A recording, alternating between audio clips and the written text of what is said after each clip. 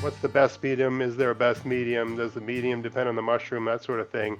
Yeah, that could be a whole podcast probably in and of itself. But maybe just so if someone wants to grow mushrooms, I got a neighbor that's thinking about this. Uh, like they go to the hardware store, should they buy this kind of wood chip or that kind of? They probably don't want to get the dyed wood chips, I'm going to guess. Yeah, what should they get Yes. manure? Like, should they have a layer of this and a layer of that? What should they do? It does depend on the species of mushroom, what the Right. preferred substrate is, or how flexible they are in terms of their diet and what they want to eat. I was mentioning the oyster mushroom has quite a voracious appetite. It'll eat all sorts of different agricultural waste products. Hmm. So you can feed it, like you can grow an oyster mushroom on hardwood trees that you've cut or have recently fallen, on straw, wood chips, hardwood chips, and coffee grounds, or if you've got like some uh, foliage from your garden potentially, you can Hmm. try feeding it all sorts of things. Whereas some other species like shiitake is much more um, limited in what you can grow it on. You don't grow it on straw, for instance. You would grow it. It does best, I find, in logs because it's Hmm. such a slow grower. It takes, if you were to grow it in hardwood sawdust, then it takes like 4 to 5 months before it's actually ready to fruit for the first time. Hmm. So growing it in, and that just gives a lot of time for problems to arise because there's a lot of competition out there in the wild. Like the air is full of mold spores and things Hmm. at all times. And Yeah. mold likes to grow in the same environment as mushrooms or fungal mycelium. It likes Okay. damp, wet, humid areas. And so that's the bane of mushroom growing is ending up with something going moldy instead of mycelium. Hmm. So yeah, the type of substrate really matters, depending on what species of mushroom you want to grow.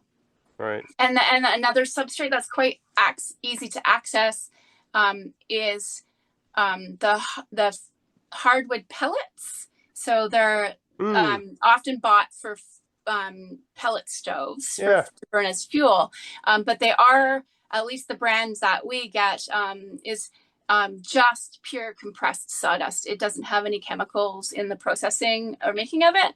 So basically you just buy a bag of hardwood pellets and add some water, and you've got a bucket full of sawdust you can grow in. And Oh. that would be a good species to grow, a good thing for growing like a lion's mane mushroom, Hmm. which also isn't as accepting as the oyster mushroom to various food sources. So lion's mane you'd want to grow on wood chips, hardwood chips, or hardwood sawdust. Okay. Could someone do that like on a deck of an apartment building? Would that be Oh possible? yeah, Just a flower absolutely. pot? Yeah. Yeah, in a flower In a pot. shady But corner. lots of people grow mushrooms in buckets. So they'll get a big 5 gallon bucket. They'll drill holes around the outside of the bucket, and Oh, then they come out. yeah, so they drill the holes. That's where the mushrooms will emerge, Ah. and then they fill the bucket with straw or sawdust or wood chips and mixed with the mushroom spawn. Ah. Put Yeah. the lid back on and just let it sit for a few weeks, or 3 to 6 weeks, and then you'll have mushrooms emerging out the holes. Wow. Um, Now, again, for the mushrooms to emerge, it needs to be a humid environment. Right. So you want to keep that bucket in the shade, or and when it's fully white with mycelium inside and ready to fruit. And if it's not fruiting, that's why. It's because it's drying out on that outside edge and it needs to be moist there. So you can do things like just I've just had like plastic shelving, and I've put up some buckets on plastic shelves and just draped a clear plastic over them, and then take my hose and just spray all the walls inside, just to create that humid environment, Hmm. and locate it in the shade ideally. Hmm. Wow. Okay, so yeah, this is a great thing. Like not just people like I've got a gigantic backyard and all kinds of space and room, but you could have much less than that, and less than ideal I'm always talking about sun. You got to have sun. Sun's everything. Right, right. Sun's the whole deal.